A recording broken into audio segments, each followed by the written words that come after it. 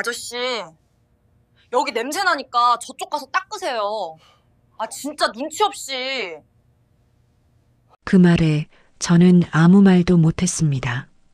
그냥 고개만 숙인 채 걸레를 들었죠. 왜 저렇게 멍청해? 누군가는 뒤에서 그렇게 말하더군요. 그때였습니다. 회계팀 사무실 안에서 갑자기 고성이 들려왔습니다. 이상해요. 돈이 안 맞아요. 분명히 3억이 비어 있는데 왜 안 보이지? 저는 무심코 바닥을 닦던 손을 멈췄습니다. 그리고 그 숫자를 단 한 번에 알아봤습니다. 그날 사람들이 몰랐던 건 단 하나였습니다. 왜 38년 동안 재무일을 하던 사람이 지금 이 회사에서 청소를 하고 있었는지, 도대체 이 청소부에게 무슨 일이 있었던 걸까요? 새벽 5시 반이에요. 알람이 울리기 전에 눈이 떠요. 나이가 들면 잠이 없어지나 봐요. 저는 박영수예요. 올해 62이죠. 서울 강서구에서 아내랑 단둘이 살고 있어요. 아들은 결혼해서 분당에 살고 딸은 아직 미혼이에요.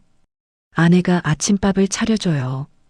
된장찌개랑 김치, 계란말이가 전부예요. 사치스러운 반찬은 없어요. 오늘도 일찍 나가요? 응, 7시까지 출근해야 해.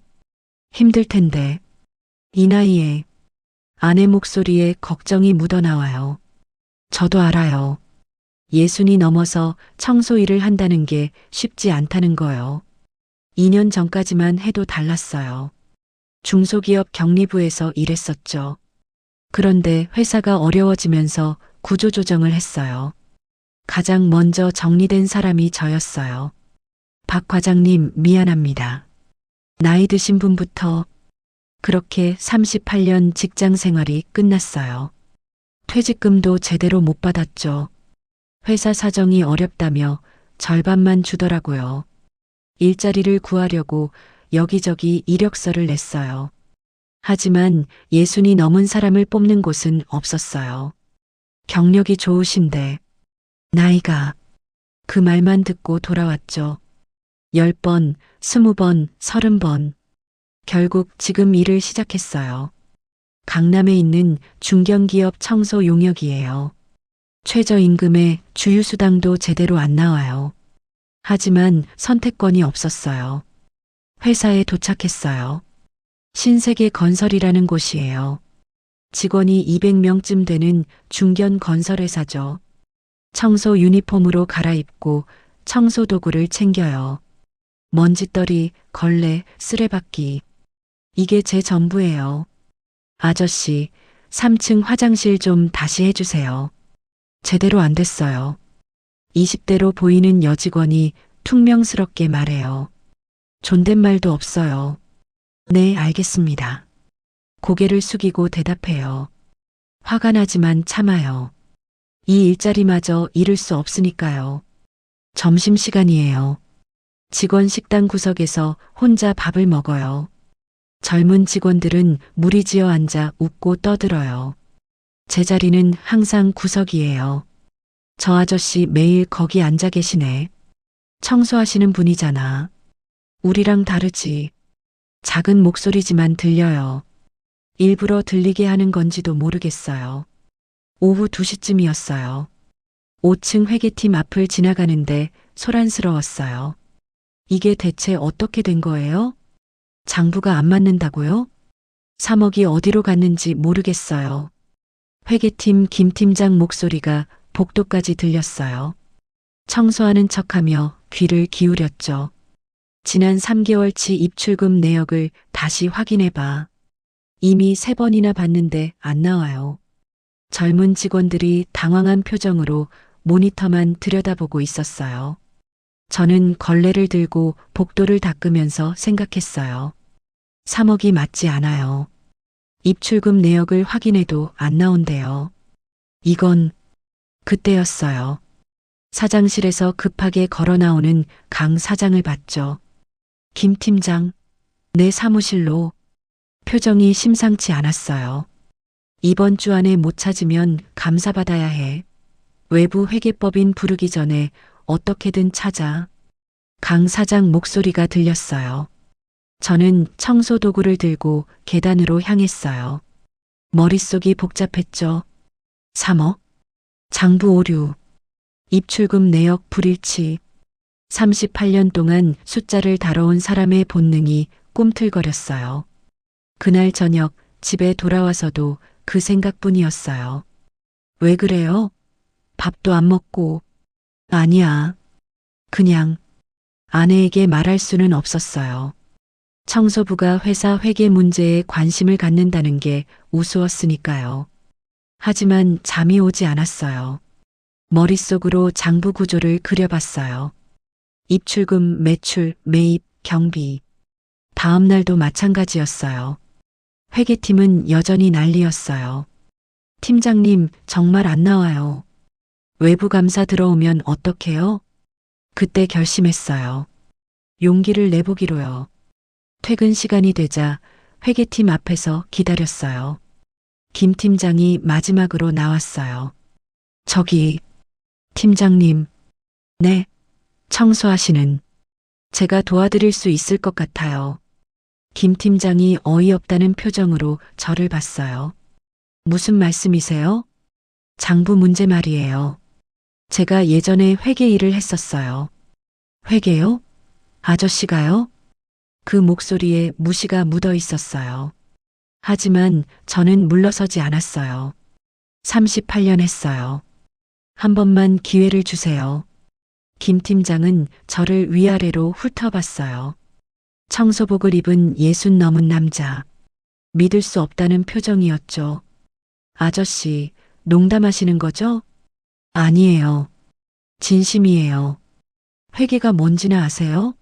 요즘은 다 전산인데. 알아요. 하지만 기본 원리는 같아요. 김 팀장이 한숨을 쉬었어요. 죄송하지만 지금 장난할 상황이 아니에요. 가보세요. 돌아서는 그의 뒷모습을 보며 마음이 무거웠어요. 역시 청소부 따위가 나설 일이 아니었나 봐요. 집으로 가는 지하철 안에서 과거를 떠올렸어요. 1985년. 25세 저는 대우전자 경리부에 입사했어요. 고등학교만 나왔지만 주산 자격증이랑 타자, 실력으로 뽑혔죠. 선배들이 수기로 작성한 장부를 정리하는 일부터 시작했어요. 숫자는 거짓말을 하지 않았어요. 딱딱 맞아떨어지는 결산표를 볼 때마다 희열을 느꼈죠. 영수야, 너 재능 있어. 계속 이 일해. 박 부장님이 칭찬해 주셨어요. 1990년대 초반 컴퓨터가 도입됐어요. 젊은 직원들은 금방 배웠지만 나이 든 선배들은 어려워했죠. 저는 야간 학원을 다니며 엑셀이랑 회계 프로그램을 익혔어요. 박 대리, 이번 결산 당신이 맡아. 과장으로 승진했고 팀장까지 올랐어요. 그리고 1997년 IMF가 터졌어요. 회사는 구조조정을 시작했어요. 명예퇴직이라는 이름으로 사람들을 내보냈죠. 박 과장, 미안하네. 나이도 있고 젊은 애들이 월급이 적잖아. 40살에 회사를 나왔어요. 가족을 생각하면 눈앞이 깜깜했죠.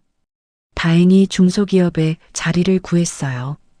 월급은 절반이었지만 선택권이 없었어요. 그렇게 20년을 더 일했어요. 회계팀장으로, 경리부장으로. 숫자는 제 인생이었어요. 그런데 2년 전 또다시 같은 일이 반복됐어요. 박 부장님 죄송합니다. 회사 사정이. 예순에 다시 실업자가 됐어요. 이번엔 재취업이 불가능했어요. 아무도 60 넘은 사람을 뽑지 않았죠. 아버지, 제가 도와드릴게요. 아들이 말했지만 거절했어요. 아들도 결혼하고 아이가 생겼는데 부담을 줄 수 없었어요. 결국 청소 일을 시작했죠. 지하철에서 내려 집으로 걸어가는데 아내가 전화했어요. 여보, 저녁 먹었어요? 응, 먹었어. 거짓말이었어요. 밥이 넘어가지 않았거든요. 집에 들어서니 아내가 기다리고 있었어요. 무슨 일 있어요? 표정이 안 좋아. 아니야. 그냥 피곤해서. 거짓말. 나 속일 수 있어요? 40년 산 사이인데. 결국 털어놨어요. 회사 장부 문제, 제가 도와주겠다고 한 일, 거절당한 일까지. 아내가 한숨을 쉬었어요. 당신, 이제 그만해요. 당신 일 아니에요, 그거. 하지만, 청소 일이라도 있는 게 어디예요. 괜히 나섰다가 그것마저 잃으면 어떡해요? 아내 말이 맞았어요. 하지만 마음 한구석이 답답했어요. 38년 동안 쌓아온 경험이 아무 쓸모없는 것처럼 느껴졌으니까요. 다음 날 아침 출근길이 무거웠어요. 회사에 도착해 청소를 시작했어요. 5층 회계팀 앞을 지나가는데 여전히 난리였죠. 팀장님, 외부 감사팀이 내일 온대요. 뭐? 벌써? 사장님이 급하게 부르셨대요. 젊은 직원들이 패닉 상태였어요. 저는 걸레를 들고 복도를 닦았어요. 그저 청소부일 뿐이었죠. 점심시간 구석에서 혼자 밥을 먹고 있는데 옆 테이블에서 대화가 들렸어요. 3억이면 큰 돈인데 정말 못 찾으면 어떡하지? 횡령 아닐까? 우리 회사에서 젊은 직원들의 수군거림이었어요. 횡령. 그 단어에 제 귀가 쫑긋했어요. 만약 정말 횡령이라면 3개월치만 확인해서는 안 돼요. 더 오래 전부터 봐야 해요.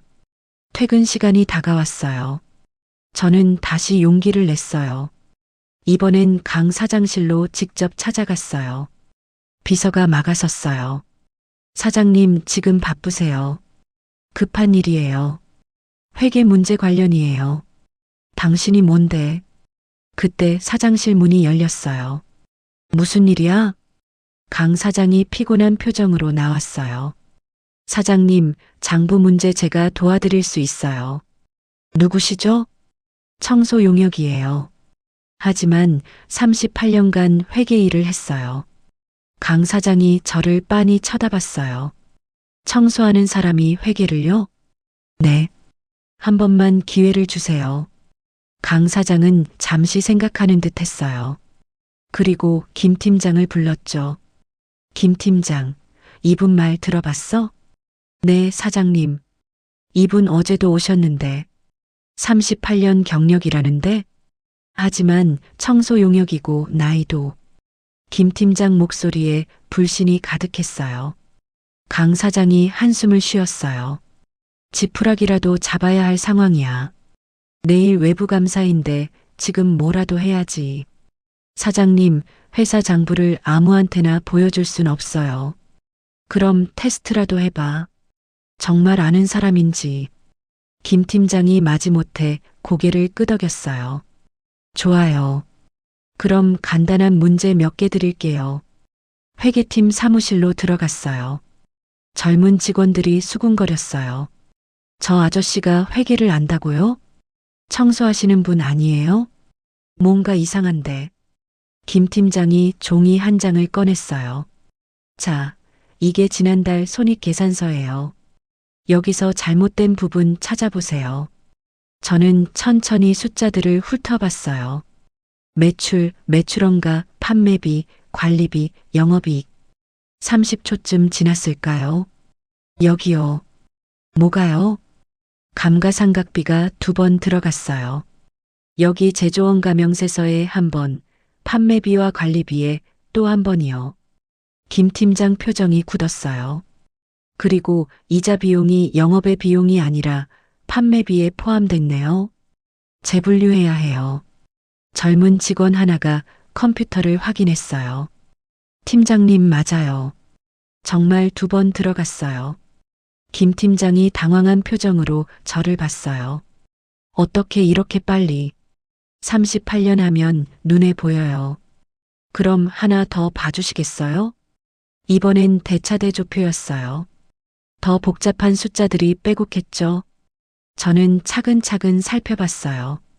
재고자산이 이상해요. 뭐가요? 전월 대비 30% 증가했는데 매출은 10% 감소했어요. 논리적으로 맞지 않아요. 그게 재고 실사를 다시 해봐야 해요. 장부상 재고랑 실제 재고가 다를 거예요. 젊은 직원들이 웅성거렸어요. 정말 아시는 분이네. 대박. 김 팀장이 강 사장을 봤어요. 사장님, 이분 정말 전문가신 것 같아요. 강 사장도 놀란 표정이었어요. 어떻게 청소 일을? 사정이 있었어요. 더 이상 설명하고 싶지 않았어요. 과거는 과거일 뿐이니까요. 좋아요. 그럼 우리 문제 좀 도와주시겠어요? 물론이에요. 급여는 필요 없어요. 그냥 장부 좀 보여주세요. 제가 원한 건 돈이 아니었어요. 38년 경력이 쓸모 있다는 걸 증명하고 싶었을 뿐이에요. 김 팀장이 컴퓨터 한 대를 제 앞에 놓았어요. 여기 최근 6개월치 전표가 다 있어요. 아니요, 1년치를 봐야 해요. 1년이요? 횡령은 보통 오래전부터 진행돼요. 3개월만 보면 안 보여요. 김 팀장이 깜짝 놀랐어요. 횡령이라고 생각하세요? 가능성이 높아요. 3억이 갑자기 사라질 순 없으니까요. 강 사장 얼굴이 굳었어요. 설마 우리 직원 중에 확인해봐야 알아요. 그날 저녁 저는 회사에 남았어요. 청소복을 벗고 평상복으로 갈아입었어요. 오랜만에 장부 앞에 앉으니 손이 근질거렸어요. 김 팀장이랑 2명의 젊은 직원도 남았어요. 어디서부터 시작하시겠어요? 현금 흐름표부터 봐요. 컴퓨터 화면에 숫자들이 가득했어요. 요즘은 다 전산이라 종이 장부는 없었어요. 하지만 원리는 똑같았죠. 입금, 출금, 잔액. 딱딱 맞아떨어져야 하는 숫자들. 이게 지난 1년치 현금 흐름이에요. 젊은 직원이 파일을 열어줬어요. 저는 천천히 숫자들을 따라갔어요. 한 줄 한 줄, 한 달 한 달. 1시간쯤 지났을까요? 여기요. 뭐가요? 매월 25일에 정체불명의 출금이 있어요. 25일이요? 네. 급여일 다음 날이죠. 250만 원씩 빠져나가요. 김 팀장이 화면을 확인했어요. 정말요? 이게 뭐지? 계정 과목이 잡비로 처리됐네요. 잡비요? 가장 눈에 안 띄는 과목이죠. 횡령할 때 자주 쓰는 수법이에요. 젊은 직원들이 숨을 죽였어요. 그럼 1년이면 3천만 원이에요. 3억이 아니라요? 이건 현금만이에요. 계좌이체 내역도 봐야 해요. 밤 11시가 넘었어요. 회계팀 사무실엔 저랑 김 팀장, 그리고 이 대리, 박 주임만 남아 있었어요. 계좌이체 내역 파일 여세요. 이 대리가 다른 파일을 열었어요. 거래처별 송금 내역이 빼곡했어요. 이 중에서 정기 거래처가 아닌 곳을 걸러내봐요. 어떻게요? 엑셀 필터 기능 쓰면 돼요. 박 주임이 서툴게 마우스를 움직였어요. 아, 이렇게 하는 거 아니고. 제가 직접 키보드를 잡았어요. 손가락이 기억하고 있었어요. 딸깍딸깍. 필터를 걸고 정렬하고 중복을 제거했죠. 와, 엄청 빠르시다. 38년 하면 자동으로 돼요. 화면에 의심스러운 거래처들이 남았어요. 여기 대한종합상사. 매월 500만 원씩 송금됐네요. 대한종합상사요? 처음 듣는데. 김 팀장이 고개를 갸웃했어요. 거래처 등록대장 확인해 보세요. 이 대리가 다른 파일을 열었어요. 없는데요? 등록된 거래처가 아니에요. 그럼 가짜 거래처예요. 헐, 1년이면 6천만 원이네요. 현금 3천만 원 합치면 9천만 원이요. 아직 3억까진 멀었어요. 더 찾아야 해요. 커피를 한 잔 마시고 다시 화면을 들여다봤어요. 외주비 항목을 봐요. 외주비요? 건설회사니까 외주가 많을 거예요.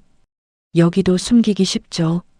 외주비 명세를 열어보니 역시나였어요. 삼성건업, 현대자재, 대우산업. 뭐가 문제인가요? 이름들 보세요. 다 대기업 이름 비슷하게 만들었네요. 정말요?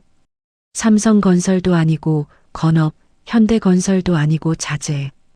헷갈리게 만든 거예요. 김 팀장이 사업자 등록 번호를 검색했어요. 이것들 다 최근 1년 내 설립된 회사들이에요. 페이퍼 컴퍼니예요. 횡령용으로 만든 거죠. 세상에. 젊은 직원들이 놀란 표정으로 서로를 봤어요. 이 외주비들 합계가 계산기를 두드렸어요. 2억 1천만 원이네요. 그럼 지금까지 총 3억이에요. 정확히 3억. 회사에서 찾지 못한 그 돈이었어요. 김 팀장이 떨리는 손으로 강 사장에게 전화했어요. 사장님 찾았어요. 3억 다 찾았어요. 전화 너머로 강 사장의 놀란 목소리가 들렸어요. 정말? 어떻게? 박 선생님이 다 찾으셨어요. 지금 당장 올라오라고 해. 사장실로 올라갔어요. 새벽 1시였지만 강 사장은 기다리고 있었어요. 어떻게 된 거예요? 저는 차근차근 설명했어요. 현금 인출, 가짜 거래처, 페이퍼 컴퍼니. 강 사장 얼굴이 점점 굳어졌어요. 그럼 범인이 누구예요? 송금 승인자를 확인하면 돼요. 김 팀장이 전표를 확인했어요. 모두 같은 사람이 승인했어요. 회계팀 최 부장님. 최 부장? 강 사장이 믿을 수 없다는 표정이었어요. 20년 넘게 우리 회사에 있던 사람인데 오래된 직원일수록 방법을 잘 알아요. 저는 담담하게 말했어요. 슬프지만 현실이었죠. 증거는 확실해요? 네. 가짜 거래처 계좌 주인만 확인하면 끝이에요. 강 사장이 보안팀에 연락했어요. 내일 아침 출근하면 최 부장 불러. 조용히. 전화를 끊고 저를 봤어요. 박 선생님, 정말 감사해요. 선생님 아니었으면 당연한 일 했을 뿐이에요. 아니에요. 우리 젊은 직원들이 일주일 동안 못 찾은 걸 하룻밤에 찾으셨어요. 김 팀장도 고개를 숙였어요. 죄송해요. 처음에 무시해서. 괜찮아요. 저도 이해해요. 사실 서운했지만 내색하지 않았어요. 청소일 그만두시고 우리 회계팀으로 오시면 안 될까요? 저는 망설였어요. 60이 넘은 나이에 다시 회계팀으로? 월급은 팀장급으로 드릴게요. 사장님, 저는 나이도 있고. 나이가 뭐가 중요해요? 실력이 중요하죠. 그 말에 가슴이 뜨거워졌어요. 하룻밤 생각해 보시고 내일 답 주세요. 집에 돌아가는 길, 새벽 지하철은 텅 비어 있었어요. 창문에 비친 제 얼굴을 봤어요. 주름진 얼굴, 희끗한 머리. 하지만 눈빛만은 살아 있었어요. 38년이 헛되지 않았구나. 그런 생각이 들었어요. 집 앞에 도착하니 거실에 불이 켜져 있었어요. 아내가 기다리고 있었어요. 이 밤중에 왜 안 자고? 당신 걱정돼서. 무슨 일 있었어요? 모든 걸 이야기했어요. 장부 분석, 횡령 발견, 회계팀 제안까지. 아내가 눈물을 글썽였어요. 여보, 정말 잘했어요. 당신 능력을 드디어 알아주는구나. 아직 결정 안 했어. 왜요? 당연히 해야죠. 나이가 뭐가 중요해요? 당신은 할 수 있어요. 아내 격려에 용기가 났어요. 다음 날 아침 출근하자마자 강 사장실로 갔어요. 사장님 하겠어요. 일주일 후 저는 회계팀 고문이라는 직함을 받았어요. 청소복 대신 와이셔츠를 입었죠. 거울을 보니 낯설었어요. 2년 만에 다시 입는 정장이었으니까요. 잘 어울리세요, 고문님. 김 팀장이 웃으며 말했어요. 고문은 무슨, 그냥 박 선생이라고 하세요. 아니에요. 이제 직함이 있으시잖아요. 회계팀 책상 하나가 제 자리가 됐어요. 창가 쪽 괜찮은 자리였죠. 고문님, 커피 드릴까요? 박 주임이 물었어요. 일주일 전만 해도 저를 무시하던 그 직원이었어요. 아니요, 제가 탈게요. 나이가 많다고 대접받고 싶지 않았어요. 실력으로 인정받고 싶었죠. 최 부장 횡령 사건은 경찰에 넘어갔어요. 가짜 거래처 계좌는 최 부장 천한 명이었어요. 20년이나 믿었는데 강 사장이 허탈해했어요. 사람은 알 수 없어요. 제가 위로했어요. 외부 감사는 무사히 통과했어요. 오히려 감사팀이 우리 회사 내부 통제가 강화됐다며 칭찬했어요. 고문님 덕분이에요. 김 팀장이 고마워했어요. 하지만 문제는 다른 곳에서 터졌어요. 영업팀, 자재팀, 공무팀. 다른 부서 사람들이 저를 곱게 보지 않았어요. 갑자기 청소부가 고문이래. 횡령 하나 찾았다고 너무 띄워주는 거 아냐? 우리는 10년 넘게 일해도 승진 못하는데. 소곤거리는 소리가 들렸어요. 점심시간이 제일 힘들었어요. 구석에서 혼자 먹던 청소부 시절과 달리 이제는 회계팀 사람들이랑 함께 앉았어요. 하지만 다른 테이블에서 힐끔힐끔 쳐다봤어요. 저 양반 진짜 나이가 몇인데? 62이래요. 62? 우리 아버지 뻘인데 아직도 일을 해? 요즘 세상이 그렇잖아요. 돈이 필요하니까. 젊은 직원들 대화가 귀에 쏙쏙 들어왔어요.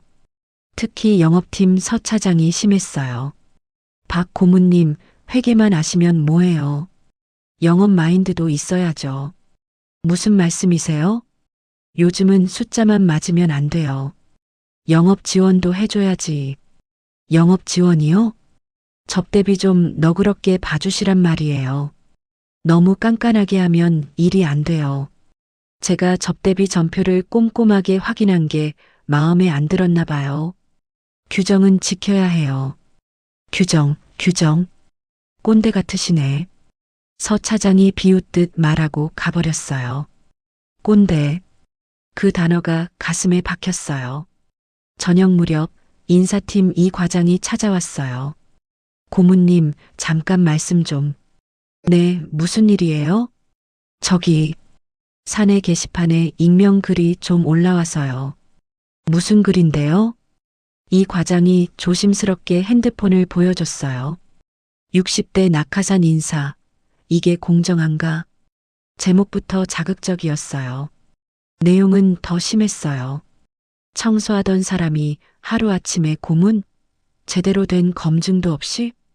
횡령 하나 찾았다고 이렇게 대우해야 하나? 젊은 직원들은 10년 일해도 승진 한 번 못하는데 불공정하다. 댓글도 수십 개 달려 있었어요. 인정. 너무 심한 것 같음. 나이 많다고 특혜 주는 건가? 능력주의는 어디 갔냐? 눈앞이 캄캄했어요. 이 과장님, 이거 죄송해요. 제가 삭제하려 했는데 임직원들이 다 봐버렸어요. 집에 가는 길이 무거웠어요. 아내에게 털어놓았어요. 여보, 내가 너무 나선 건가? 무슨 소리예요? 당신 잘못 없어요. 하지만 젊은 친구들 말도 맞아. 나이 많은 사람이 자리 차지하고 있으면 당신은 실력으로 인정받은 거예요. 아내가 화를 냈어요. 하지만 저는 흔들렸어요. 정말 제가 있어야 할 자리인지 확신이 서지 않았어요. 다음 날 출근하기가 두려웠어요. 회계팀에 들어서자 분위기가 이상했어요. 고문님, 괜찮으세요? 김 팀장이 걱정스럽게 물었어요. 네, 괜찮아요. 거짓말이었어요. 하나도 괜찮지 않았어요. 점심시간 식당에서 노골적인 시선을 느꼈어요. 저기 그분이래. 청소부 출신? 대박. 수군거리는 소리가 칼처럼 파고들었어요. 밥맛이 없었어요. 반쯤 남기고 일어났어요. 화장실에 들어가 세면대에 물을 틀었어요. 거울 속 제 얼굴이 초라해 보였어요. 괜찮아, 박영수. 넌 할 수 있어. 스스로에게 말했지만 목소리가 떨렸어요. 그때 화장실 문이 열리며 누군가 들어왔어요. 영업팀 서 차장이랑 그 부하 직원들이었어요. 제가 있는 줄 모르고 대화를 나눴어요. 박 고문 때문에 일이 안 돼. 접대비 하나하나 다 따지고. 맞아요. 옛날 사람이라 융통성이 없어요. 차라리 청소나 계속하지. 왜 여기서 눈치 없이. 더 듣고 싶지 않았어요. 조용히 칸막이 안에 숨었어요. 그들이 나간 후에야 나왔어요. 거울을 보니 눈물이 고여 있었어요. 그날 저녁 집에 일찍 들어왔어요. 아내가 놀라며 물었어요. 왜 이렇게 일찍? 그냥 일이 없어서. 저녁을 먹고 방에 누웠어요. 천장만 멍하니 바라봤어요. 정말 내가 회사에 있어야 하는 걸까? 젊은 사람들 자리만 빼앗는 건 아닐까? 핸드폰이 울렸어요. 김 팀장이었어요. 고문님, 혹시 지금 시간 되세요? 무슨 일인데요? 급한 일이 생겼어요. 다시 회사로 와주실 수 있으세요? 지금요? 네, 정말 중요한 일이에요. 회사로 돌아갔어요. 밤 9시였어요. 회계팀 사무실에 김 팀장이랑 강 사장이 기다리고 있었어요. 무슨 일이에요? 영업팀 장부가 이상해요. 영업팀이요? 네. 서 차장이 처리한 접대비 내역인데 뭔가 이상해요. 강 사장이 컴퓨터 화면을 보여줬어요. 최근 6개월간 접대비가 월 평균 500만 원인데 갑자기 지난달에 2천만 원이 나갔어요. 영수증은요? 다 있어요. 그런데 김 팀장이 영수증 복사본을 보여줬어요. 저는 하나하나 살펴봤어요. 식당, 골프장, 호텔. 이것들 다 진짜 영수증이에요? 그게 확인이 필요할 것 같아서 고문님을 불렀어요. 영수증을 자세히 들여다봤어요. 30년 전 종이 장부를 다루던 감각이 되살아났어요. 이 영수증들 인쇄 상태가 달라요. 네. 진짜 카드 영수증은 열전사 프린터로 뽑아요. 색이 점점 바래요. 그런데 이건 레이저 프린터로 뽑은 거예요. 그럼 위조 가능성이 높아요. 강 사장 표정이 굳었어요. 또 횡령이란 말이에요? 확인해 봐야 해요. 이 식당들에 직접 전화해서 거래 내역을 확인하세요. 다음 날 아침 김 팀장이 확인했어요. 고문님, 세 군데 식당에 전화했는데 우리 회사 이름으로 된 거래가 없대요. 역시 가짜였군요. 어떻게 아셨어요? 90년대에 이런 수법 많았어요. 요즘도 쓰는 줄은 몰랐네요. 강 사장이 서 차장을 불렀어요. 서 차장, 이 접대비 내역 설명해 보세요. 네. 뭐가 문제인데요? 영수증이 가짜인 것 같은데요. 서 차장 얼굴이 하얗게 질렸어요. 가짜요? 아니에요. 제가 직접 식당에 확인했어요. 거래 내역이 없대요. 그게 솔직히 말하세요. 이거 어디서 만든 거예요? 서 차장이 땀을 흘렸어요. 죄송해요. 제가 일시적으로 돈이 필요해서. 횡령이잖아요. 강 사장이 책상을 쳤어요. 그게 아니라 얼마나 빼돌렸어요? 지난 1년간 5천만 원쯤. 뭐라고요? 결국 서 차장도 경찰에 넘어갔어요. 이 사건 이후 회사 분위기가 싸해졌어요. 고문님 때문에 걸렸대. 무서워 죽겠네. 이제 비용 하나하나 다 확인하시겠지. 옛날 사람이라 요즘 방식을 몰라. 너무 깐깐해. 여전히 뒷말이 많았어요. 하지만 한편으로는 조심하는 분위기도 생겼어요. 함부로 못하겠네. 박 고문님 눈이 레이저야. 다 보셔. 점심시간 회계팀 테이블에 앉았는데 영업팀 김 대리가 다가왔어요. 고모님, 죄송해요. 무슨 말씀이세요? 저희가 너무 무시했어요. 사실 서 차장 밑에서 일하면서 이상하다 생각했는데. 괜찮아요. 아니에요. 고모님 덕분에 회사가 깨끗해지고 있어요. 젊은 직원이 고개를 숙였어요. 조금씩, 아주 조금씩 분위기가 바뀌고 있었어요. 그날 저녁 강 사장이 저를 불렀어요. 고모님, 정말 고마워요. 제 일을 했을 뿐이에요. 2번이나 회사를 구하셨어요. 이젠 제대로 대우해 드려야겠어요. 대우는 충분해요. 아니에요. 다음 달부터 정식 상무로 임명하겠어요. 상무요? 네. 재무관리 총괄을 맡아주세요. 62의 상무 승진이라니. 꿈만 같았어요. 집에 가서 아내에게 말했어요. 여보, 나 상무 된대. 정말요? 여보, 축하해요. 아내가 울었어요. 기쁜 눈물이었어요. 청소부에서 상무까지. 우리 여보 대단해. 그날 밤 잠이 오지 않았어요.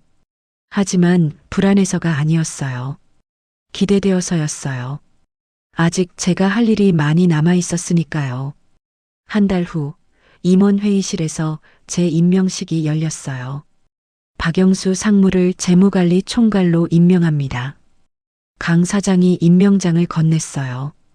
박수 소리가 울려 퍼졌어요. 이번엔 진심이 담긴 박수였어요. 축하드려요, 상무님. 김 팀장이 악수를 청했어요. 고마워요. 상무실로 자리를 옮겼어요. 6층 임원 공간이었어요. 책상, 의자, 서류장, 소파까지 갖춰진 방이었어요. 문에 붙은 명패를 봤어요. 재무관리 총괄 박영수 상무. 손으로 한 글자 한 글자 만져봤어요. 실감이 나지 않았어요.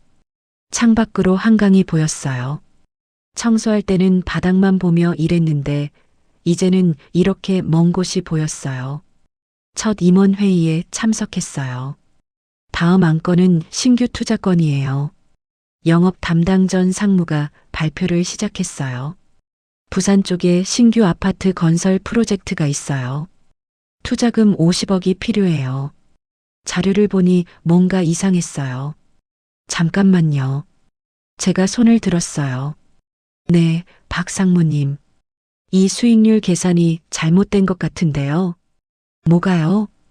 대출 이자율을 3%로 잡으셨는데 현재 시중금리가 5%예요.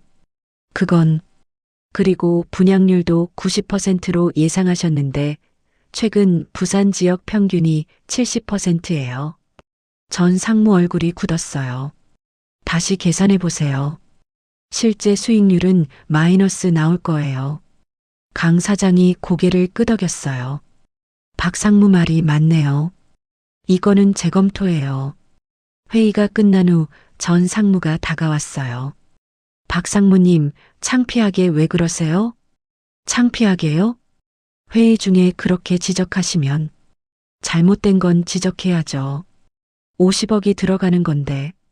에휴, 역시 옛날 사람들은. 전 상무가 투덜거리며 갔어요. 하지만 저는 흔들리지 않았어요. 옳은 일을 한 거니까요. 점심시간 임원 식당에서 밥을 먹었어요. 얼마 전까지만 해도 직원 식당 구석에서 혼자 먹었는데 이제는 임원들이랑 함께였어요. 박 상무님, 아침에 발표 잘 들었어요. 인사 담당 이 상무가 말했어요. 아니에요. 당연한 지적이었을 뿐이에요. 요즘 젊은 친구들은 숫자에 약해요. 박 상무님 같은 분이 필요해요. 처음으로 나이가 단점이 아니라 장점으로 인정받는 순간이었어요. 한 달쯤 지났을까요? 회사 전체 재무 프로세스를 재정비했어요. 모든 지출은 이중 결제를 거치도록 하겠어요. 상무님, 그러면 일이 너무 늦어지는데요? 횡령을 막는 게 우선이에요. 하지만 이건 협상사항이 아니에요. 사장님, 제가도 받았어요. 젊은 직원들이 불만이었지만 따를 수밖에 없었어요. 처음엔 투덜거렸어요. 일 2배로 늘었네. 박상무님 너무 깐깐하신 거 아니야? 하지만 한 달 후 효과가 나타났어요. 상무님, 이번 달 불필요한 지출이 30% 줄었어요. 김 팀장이 보고했어요. 그리고 직원들 의식도 달라졌어요. 함부로 쓰지 않게 됐어요. 잘 됐군요. 강 사장도 만족했어요. 박상무 역시 경험이 다르네요. 분기 실적 발표에서 우리 회사는 역대 최고 영업이익을 기록했어요. 박영수 상무의 재무 관리 덕분이에요. 강 사장이 전 직원 앞에서 저를 칭찬했어요. 박수가 쏟아졌어요. 이번엔 진짜 진심이었어요. 회의가 끝나고 복도를 걷는데 젊은 직원들이 인사했어요. 상무님 존경해요. 나이가 들어도 배울 게 많으시네요. 이제는 나이 든 사람이 아니라 경험 많은 선배로 보는 것 같았어요. 어느 날 회계팀 박주임이 찾아왔어요. 상무님, 상담 좀 해도 될까요? 그러세요. 사실 저도 나중에 상무님처럼 되고 싶어요. 내가 뭐, 예순이 넘어도 이렇게 왕성하게 일하시잖아요. 멋있어요. 젊은 친구가 저를 롤모델로 생각한다니 신기했어요. 열심히 하면 돼요. 나이는 숫자일 뿐이야. 네, 명심하겠어요. 그날 저녁 집에 가서 거울을 봤어요. 주름은 여전했고 머리는 더 휘어졌지만 눈빛은 달라져 있었어요. 자신감이 생긴 눈빛이었어요. 아내가 저녁을 차리며 말했어요. 요즘 표정이 정말 좋아졌어요. 그래요? 네. 전에는 맨날 시무룩했는데 그때가 바닥이었으니까 이제 진짜 인정받는 것 같아 좋아요. 저녁을 먹으며 생각했어요. 인생은 정말 알 수 없구나. 며칠 전만 해도 청소부였는데 지금은 상무예요. 하지만 제가 변한 건 아니에요. 원래 가지고 있던 능력이 드러난 것 뿐이에요. 나이는 정말 숫자일 뿐이었어요. 6개월이 흘렀습니다. 회사는 안정됐고 실적도 좋아졌습니다. 제 역할도 자리를 잡았습니다. 그런데 어느 날 강 사장이 새로운 제안을 했습니다. 박상무, 후배 양성 프로그램을 만들면 어떨까요? 후배 양성이요? 네. 나이 든 퇴직자들 중에 박 상무님처럼 능력 있는 분들이 많을 겁니다. 그렇긴 하죠. 그분들을 재교육해서 현장에 투입하는 겁니다. 강 사장의 눈이 반짝였습니다. 우리 회사뿐 아니라 다른 회사에도 파견하는 거예요. 일종의 사회공헌이죠. 좋은 아이디어였습니다. 제가 총괄하면 될까요? 박상무가 최적임자죠. 시니어 인재 프로그램이 시작됐습니다. 신문에 공고를 냈습니다. 55세 이상 퇴직자 모집, 경력 무관, 배우려는 의지만 있으면 됩니다. 일주일 만에 200명이 지원했습니다. 서류를 검토하며 눈시울이 뜨거워졌습니다. 38년 경력, 현재 편의점 아르바이트, 대기업 부장 출신, 현재 택배일, 공장 30년 근무, 현재 경비원. 모두 제 과거와 비슷한 사람들이었습니다. 1차 면접을 봤습니다. 왜 지원하셨습니까? 60대 초반의 한 분이 대답했습니다. 아직 일할 수 있는데 기회가 없어서요. 나이 때문에 다 떨어졌습니다. 또 다른 분이 말했습니다. 경비 일하면서도 옛날 배운 게 아까웠어요. 회계 일을 30년 했는데 50명을 선발했습니다. 교육은 3개월 과정이었습니다. 컴퓨터, 회계 프로그램, 새로운 업무 방식. 상무님, 제가 이걸 배울 수 있을까요? 60대 중반의 김 씨가 걱정스럽게 물었습니다. 할 수 있습니다. 저도 했으니까요. 하지만 저는 컴퓨터를 처음엔 다 그래요. 천천히 하면 됩니다. 직접 옆에 앉아 가르쳤습니다. 마우스는 이렇게 잡고요. 클릭은 이렇게. 30년 전 제가 배울 때처럼 천천히 반복해서 알려줬습니다. 한 달쯤 지나자 모두 기본은 익혔습니다. 상무님, 엑셀 함수 이제 알겠어요. 진작 배울 걸 그랬어요. 교육생들의 눈빛이 살아났습니다. 2개월 차에는 실무 교육을 했습니다. 장부 작성은 이렇게 하는 겁니다. 영수증 처리는, 결산은 손에 익은 일이라 가르치기 편했습니다. 3개월 후 수료식이 열렸습니다. 50명 전원이 수료증을 받았습니다. 축하합니다. 박수가 울려 퍼졌습니다. 그중 30명이 취업에 성공했습니다. 우리 회사 5명, 협력사 10명, 다른 중소기업 15명. 상무님, 정말 감사합니다. 제 인생이 바뀌었어요. 교육생들이 저에게 인사했습니다. 특히 김 씨는 중견기업 경리로 취직했습니다. 상무님 아니었으면 저 아직도 경비 일하고 있었을 거예요. 본인이 열심히 하셨으니까요. 아니에요. 용기를 주셔서 감사합니다. 그날 저녁 수료식 회식 자리에서 강 사장이 말했습니다. 박상무, 이 프로그램 정말 성공적이네요. 감사합니다. 계속 확대합시다. 1년에 100명씩 교육하는 겁니다. 좋습니다. 집에 가는 길 마음이 뿌듯했습니다. 제가 받은 기회를 다른 사람들에게도 줄 수 있다니. 아내에게 말했습니다. 여보, 오늘 정말 보람찼어. 무슨 일 있었어요? 교육생들이 취직했어. 다들 눈물 흘리며 고마워하더라고. 우리 여보 정말 멋있어요. 나도 2년 전에 누군가 이런 기회를 줬으면 좋았을 텐데. 그래도 늦지 않았잖아요. 맞는 말이었습니다. 62에 시작했지만 늦지 않았습니다. 오히려 이제부터가 진짜 시작인지도 모릅니다. 1년이 흘렀어요. 시니어 인재 프로그램은 업계에서 화제가 됐어요. 나이든 인재 재활용, 신세계 건설의 혁신. 신문 기사가 났어요. 방송에서도 취재를 왔어요. 박영수 상무님, 인터뷰 부탁드려요. 네, 좋아요. 카메라 앞에 섰어요. 떨렸지만 참았어요. 상무님은 청소부 출신이시라던데요? 네, 맞아요. 그 이야기를 좀 해주시겠어요? 잠시 망설였어요. 하지만 숨길 이유가 없었어요. 얼마 전까지 저는 이 회사에서 청소를 했어요. 예순에 재취업하지 못해서 청소 일을 시작했죠.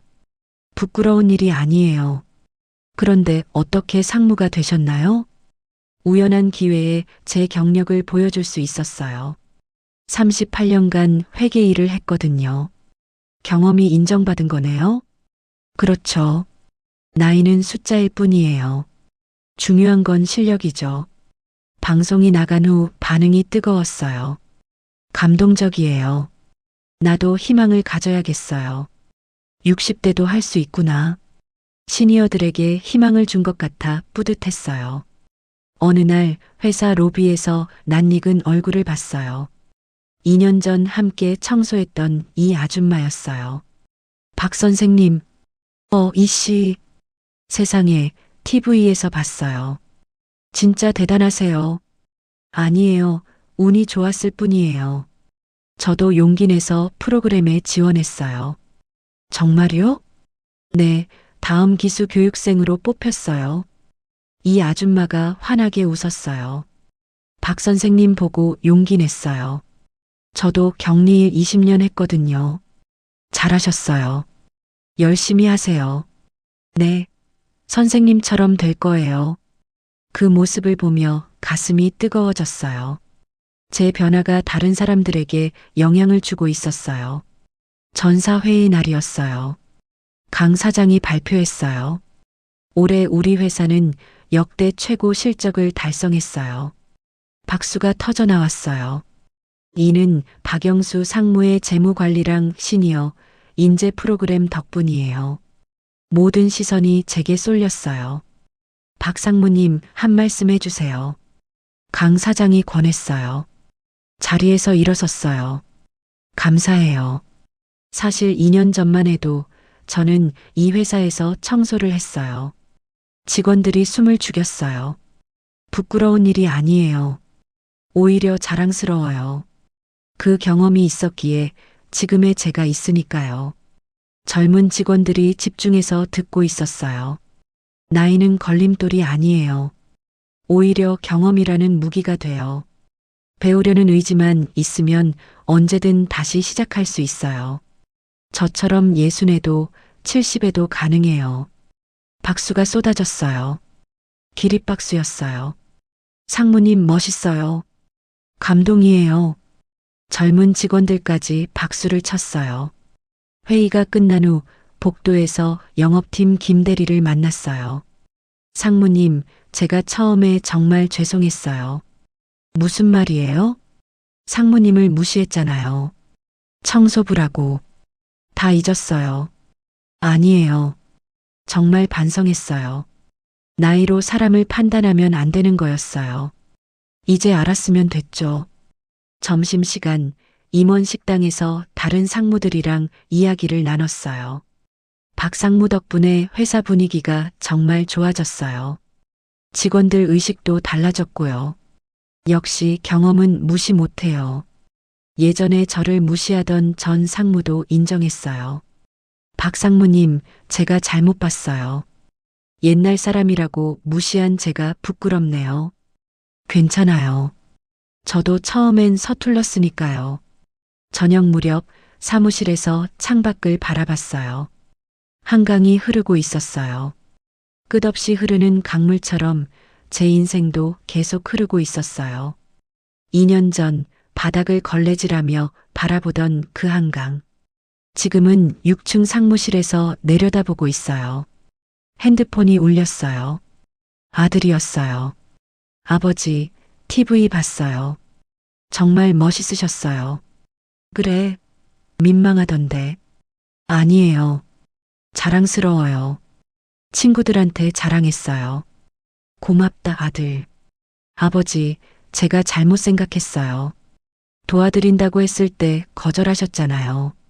아버지는 스스로 일어설 수 있는 분이셨어요. 저는 그걸 몰랐어요. 아들 목소리가 떨렸어요. 괜찮아. 내 마음 고마웠어. 전화를 끊고 집으로 향했어요. 지하철에서 우연히 옛 동료를 만났어요. 함께 정리해고 당했던 박 부장이었어요. 영수야, 너 TV에서 봤어. 대단하더라. 별일 아니에요. 별일이 아니긴. 예순의 상무까지 올라갔는데. 형은 요즘 뭐 하세요? 나, 그냥, 집에서 쉬고 있지. 박 부장 표정이 어두웠어요. 형, 우리 프로그램에 지원해보세요. 나, 이 나이에? 나이는 숫자일 뿐이에요. 형도 경력 많잖아요. 그래도 한번 해보세요. 제가 도와드릴게요. 박 부장이 잠시 생각하더니 고개를 끄덕였어요. 그래, 해볼까? 영수야 덕분에 용기가 나네. 집에 도착하니 아내가 저녁을 차려놓고 기다리고 있었어요. 여보, 오늘 TV 반응 엄청나던데요? 그래요? 전화가 계속 왔어요. 친구들이 다 축하한대요. 민망하네요. 뭐가 민망해요? 당당하세요. 저녁을 먹으며 창밖을 봤어요. 서울 야경이 반짝이고 있었어요. 2년 전 같은 자리에서 절망했었어요. 하지만 지금은 달랐어요. 희망이 보였어요. 저뿐만 아니라 다른 시니어들에게도. 여보, 내년엔 프로그램을 200명으로 늘리래요. 좋은 일이네요. 더 많은 사람들을 도울 수 있을 것 같아요. 우리 여보 정말 대단해요. 청소부에서 상무까지. 아니에요. 그냥 운이 좋았을 뿐이에요. 운이 아니에요. 실력이죠. 아내가 제 손을 잡았어요. 여보, 자랑스러워요. 그날 밤 잠자리에 들기 전 거울을 봤어요. 주름진 얼굴, 희끗한 머리. 하지만 눈빛은 살아있었어요. 62. 아직 끝나지 않았어요. 오히려 이제부터가 진짜 시작이에요. 새로운 인생이 펼쳐지고 있었어요. 우리는 살면서 참 많은 이름으로 불리며 살아옵니다. 누군가는 우리를 그냥 노인이라고 부를지도 모르죠. 하지만 오늘 박영수 상무의 이야기처럼 우리의 주름은 늙음의 흔적이 아니라 치열하게 살아온 시간의 훈장입니다. 선생님의 30년, 40년, 결코 헛된 시간이 아니었습니다. 세상이 몰라봐줬을 뿐이지 그 경험은 지금 이 순간에도 가장 강한 무기로 남아 있습니다. 혹시 오늘 스스로를 조금 작게 느끼고 계셨다면 이 말만은 꼭 기억해 주세요. 포기하지 마세요. 나이가 많다고 끝난 게 아닙니다. 경험은 거짓말하지 않습니다. 오늘 박상무의 인생 역전 이야기가 조금이라도 마음에 남으셨다면 구독과 좋아요 꾹 눌러주시면 큰 힘이 됩니다. 그리고 댓글로 선생님께서 평생 갈고 닦아온 경험이나 지혜가 있다면 편하게 들려주세요. 저희는 그 한 줄 한 줄을 정말 소중하게 읽고 있습니다. 오늘도 건강한 하루 보내시고 다음 이야기에서 다시 뵙겠습니다. 감사합니다.